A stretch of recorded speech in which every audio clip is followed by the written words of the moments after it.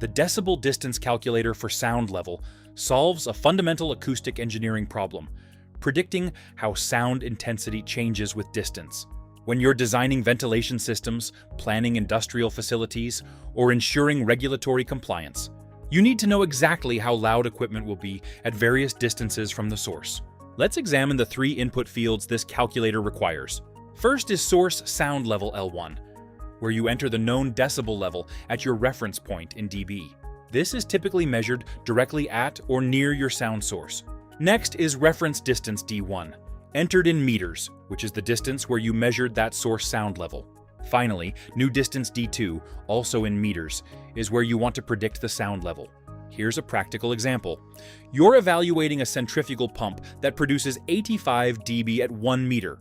You need to know the sound level at an operator station 10 meters away. Enter 85 in the source sound level field. Type 1 in the reference distance field. Enter 10 in the new distance field. Click Calculate Sound Level. The result shows sound level at new distance L2 equals 65 dB.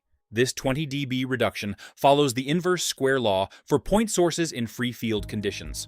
The output tells you the expected sound pressure level at your specified distance, assuming spherical sound propagation without obstacles or reflections.